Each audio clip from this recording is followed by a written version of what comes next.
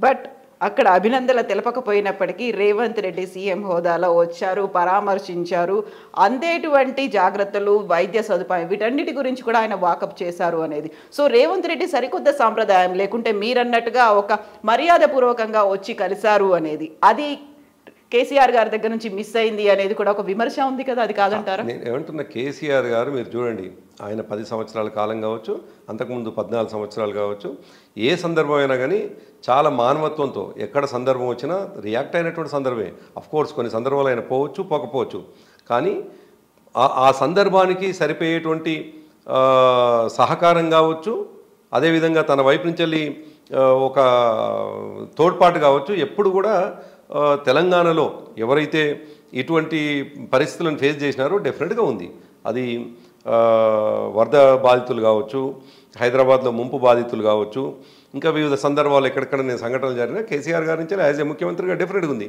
అదే సందర్భంలో ఎవరైనా ముఖ్యమైనటువంటి వ్యక్తులు ఇబ్బంది పడ్డటువంటి సందర్భంలో, గాయపడ్డప్పుడు కావచ్చు, లేదు వాళ్ళ కుటుంబంలో ఎవరైనా పెద్దవాళ్ళు ఏదైనా జరిగినప్పుడు కావచ్చు, కేసీఆర్ గారి నుంచి కూడా అటువంటి పరామర్శనే ఉన్నది. కాబట్టి దాంట్లో పెద్ద పోలిక అనేటువంటిది, ఒక మనిషి కలవటము ఒక మనిషి కలవకపోవడం అనేటువంటిది పెద్దగా పోల్చుకోవాల్సినటువంటి అవసరం లేదని నేను భావిస్తాను. బట్ అక్కడ మనం మాట్లాడుకుంటుంది సామాన్యమైనటువంటి మనుషుల గురించి కాదు, తెలంగాణ రాష్ట్ర ఏర్పాటుకు సంబంధించినటువంటి ఒక ఉద్యమం, అందరినీ ఏకం చేసినటువంటి ఒక వ్యక్తి గురించి, 10 ఏళ్ల పాటు సీఎంగా ఉన్నటువంటి వ్యక్తి తన తర్వాత వస్తున్నటువంటి సీఎంని అభినందించలేదు అనేది మనం మామూలు వ్యక్తుల గురించి మాట్లాడుకోవట్లేదు. ఇప్పుడు అక్కడికి వచ్చినటువంటి సందర్భంలో ఆయన ముఖ్యమంత్రిగా తనను పరామర్శించడానికి వచ్చిండు. వచ్చినప్పుడు ముఖ్యమంత్రిగా పరామర్శించినప్పుడు కృతజ్ఞతలని ఎట్లాగో చెప్పాల్సిందే చెప్పిండు. అది దానికి పెద్దగా ఏముంటుంది, వచ్చినందుకు అంటే కంగ్రాచులేషన్ అనేటువంటిది ఇప్పుడు ఆ సందర్భం, ఆ సన్నివేశం కవిత, దాంట్లోకి మనం అంత చిన్నగా పోవాల్సినటువంటి అవసరం లేదని నేనైతే అనుకుంటున్నాను. ఎస్, సో మనం ఈ చిన్న విషయాల గురించి పట్టించుకోవద్దు అనుకున్నప్పుడు ఒక పెద్ద విషయం గురించి మాట్లాడుకుందాము. ఇంట్రోస్పెక్షన్ అనేది జరిగిందా లేదా, ఎందువల్ల ఓడిపోయారు? 80+ అనుకున్నారు, 100+ అనుకున్నారు, ఇవన్నీ అనుకున్న తర్వాత 40 కూడా క్రాస్ అవ్వలేదు, 39 దగ్గర ఆగారు. ఎక్కడ ఫెయిల్ అయ్యారు? ఇంట్రోస్పెక్షన్ జరిగిందా? అంటే రాజకీయ పార్టీ అనుకున్నప్పుడు సహజంగా సమీక్ష అనేటువంటిది జరుగుతుంది, దాంట్లో ఏం అనుమానం లేదు. ఏ రాజకీయ పార్టీలోనే జరగాలి, మా పార్టీలో కూడా జరుగుద్ది. అయితే మీరు అన్నట్టుగా మేము 70+ ఎక్స్పెక్ట్ చేసినాం, 80, 83 అట్లా ఎక్స్పెక్ట్ చేసినాం, ఫ్యాక్ట్ అది, దాంట్లో ఏం అనుమానం. 100 కూడా దాటుతుంది అని 105 నియోజకవర్గాలు కొన్ని సందర్భాలు అన్నారు. ఆ టైంలో కేసీఆర్ అన్నారు. అప్పుడు ఉన్నటువంటి వాతావరణంలో ఆ మాట అన్నారు. అనౌన్స్ చేసిన తర్వాత సహజంగా అంటే ప్రజల నుంచి వెళ్ళి అభ్యర్థులుగా అనౌన్స్ చేయకముందుకున్నటువంటి వాతావరణం, అభ్యర్థుల్ని అనౌన్స్ చేసిన తర్వాత వాతావరణం మారింది, మన కళ్ళ ముందు కనిపించింది. రాను చాలా డిఫరెంట్గా తెలంగాణ సొసైటీ నిర్ణయాలు తీసుకుంటూ పోతున్నది మనకు అనిపించినటువంటిది. అయితే మీరు అన్నట్టుగా 39కి మేము పరిమితమైనాక తప్పకుండా మేము సమీక్షలు చేసుకుంటూ ఉన్నాం, ఇంకా కొనసాగుతూ ఉంది. ఒక పూటతో సమీక్షలు చేసుకోవడం ద్వారా ఉపయోగం ఉండదు కవిత. డెఫినెట్గా ఉన్నటువంటి అంటే ఈ సమీక్ష అనేటువంటిది చాలా పాజిటివ్గా, చాలా ప్రోగ్రెసివ్గా, చాలా కన్స్ట్రక్టివ్గా ఉండాలి. కన్స్ట్రక్టివ్గా ఉండకపోతే మా పార్టీకి నష్టం. కాబట్టి మా పార్టీ మళ్ళీ తిరిగి రీబౌన్స్ కావాలి అని అంటే ఎక్కడ పొరపాటు జరిగింది అనేటువంటిది తప్పకుండా మేము చాలా క్షుణ్ణంగా, చాలా సూక్ష్మంగా చేయాల్సిన అవసరం ఉంటుంది. ఆ పని చేస్తూ ఉన్నాం మేము నిరంతరం. ఇప్పటికే కేటీఆర్ గారు దాదాపుగా మొన్న చేవెళ్ళకు సంబంధించినటువంటి, అది పార్లమెంటు సంబంధించిన సమావేశం కావచ్చు, అదేవిధంగా అందులో దాదాపుగా 2-3 సీట్లు ఓడిపోయి ఉన్నాం మేము. పరిగి ఓడిపోయినాం, తాండూరు ఓడిపోయినాం, వికారాబాద్ ఓడిపోయినాం. సో ఓడిపోయినటువంటి సీట్లకు సంబంధించినటువంటిది కూడా సమీక్ష చేసుకుంటున్నాం.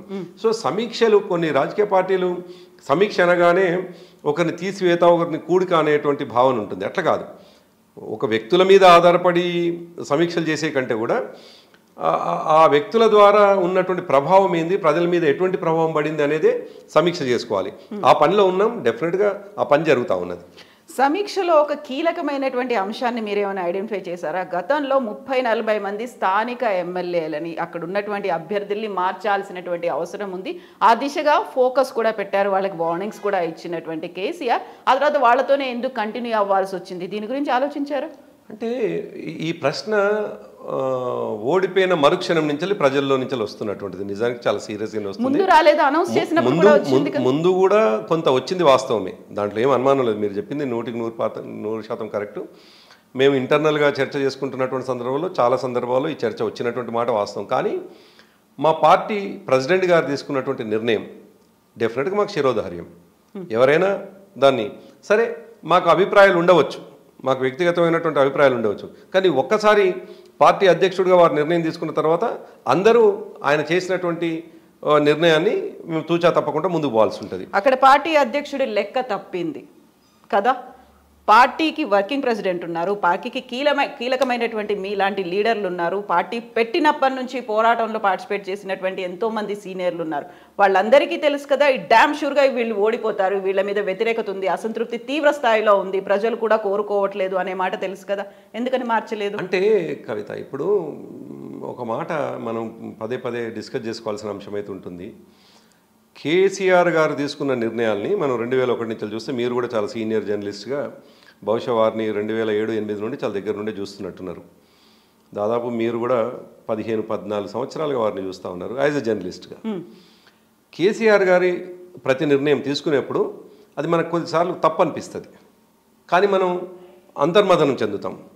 కానీ అంతర్మథనం చెందవచ్చు, లేదు విత్ ఇన్ ది పార్టీలో మాట్లాడుకొని వారికి చేరవేయచ్చు, కానీ వెళ్ళగక్కోవచ్చు. కానీ చాలా సందర్భాల్లో కేసీఆర్ గారే నిజమైనారు, కేసీఆర్ గారి నిర్ణయమే సరైందైంది. అనేక సందర్భాల్లో మీరు 2001 నుంచి మొదలుకొని 2014 వరకు ఏ సందర్భం, 2018లో కూడా ఇప్పుడు మీరు అడిగినటువంటిదే సరిగ్గా 2018లో ఒక 20 మందిని మార్చి ఉంటే బాగుండే, లేకపోతే కష్టమైతట్లుంది, గెలిచేటట్లు లేము అనే చర్చ జరిగింది. 2018లో కూడా ఇదే చర్చ జరిగింది. ఇప్పుడు మీరు చెప్పినట్టుగా సిమిలర్ చర్చ జరిగింది. కానీ 2018లో మార్చాలి అంటుంటే 63 నుండి 88 పోయినాం మేము. మరి కేసీఆర్ గారు నిజమైనారు కదా, కేసీఆర్ గారి నిర్ణయమే నిజమైంది కదా. సో అందుకే ఉంటుందంటే కేసీఆర్ గారి బాణం కొన్ని సందర్భాల్లో గురి తప్పవచ్చు, అది తక్కువ పర్సంటేజ్. మీరు రిస్క్ తీసుకున్నారు అనుకోలేదా? ఎందుకంటే ఒక చరిత్ర సృష్టించబోతున్నాడు కేసీఆర్, హ్యాట్రిక్ గా మేము ఉంటాము అనే మాట పదే పదే అన్ని సార్లు చెప్పినప్పుడు ఈసారి గురి తప్పితే ఎట్లా, మనం రిస్క్ తీసుకుంటున్నామేమో అనే ఆలోచన మీరు కానీ అక్కడ ఉండేటువంటి వార్ రూమ్ టీం కానీ కోర్ టీం ఉంటుంది, ఎవరు ఎక్స్ప్రెస్ చేయలేదు. మాకు ప్రజలపైన విశ్వాసం ఉంది కవిత.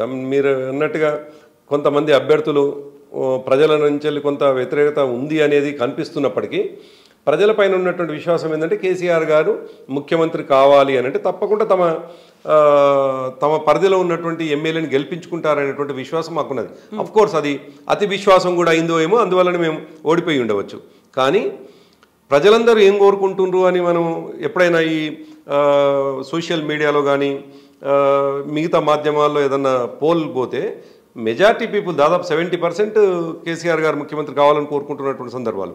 మేము సర్వే చేసినటువంటి అనేక సర్వేలలో కూడా కేసీఆర్ గారు ముఖ్యమంత్రి కావాలని చెప్పేసి వచ్చినటువంటి రిపోర్ట్లు ఉన్నాయి.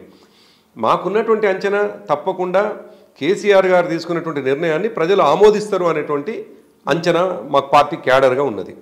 అయితే సరే, మీరు యాజ్ ఎ జర్నలిస్ట్గా ఎటువంటి అభిప్రాయంతో ఉన్నారు, లేదు మిగతా సొసైటీలో మా పట్ల కొంత కన్సర్న్గా ఉన్నటువంటి వ్యక్తులు ఎటువంటి అభిప్రాయంతో ఉంటారో మాకు కూడా అనిపించింది. మరి కొంతమందిని మారిస్తే బాగుండేదని. ఇవాళ నిజానికి ఎన్నికల ఫలితాలు అయిపోయినాయి, నేను అదే అంటున్నాను కదా, ఫలితాలు అయిపోయినాయి, ఫలితాలు వచ్చినాయి, కాంగ్రెస్ పార్టీ అధికారంలోకి వచ్చింది. ఇంకా మేము చల్లకొచ్చి ముంత దాచుకున్నటువంటి పరిస్థితి ఏమి ఉండాల్సిన అవసరం లేదు. ముఖ్యమంత్రి గారి ముందు కొన్ని సందర్భాల్లో చర్చ కూడా జరిగింది. కానీ అల్టిమేట్గా మా పార్టీ అధ్యక్షులు వారు దానికి తోడు వారు తీసుకున్న ప్రతి నిర్ణయం కరెక్ట్గానే జరిగింది. ఎప్పుడు తీసుకున్నా కరెక్ట్గా జరిగింది. ఆయన ఫలితం వచ్చినప్పుడు మాత్రమే తప్పని తేలింది, కానీ ఫలితం వచ్చేంత వరకు కూడా మాకు సంశయమే, మాకు అనుమానమే. లేదు కేసీఆర్ గారే కరెక్ట్ అవుతారు, ఆయన తీసుకున్న నిర్ణయమే కరెక్ట్ అవుతుంది అనేది మాకు.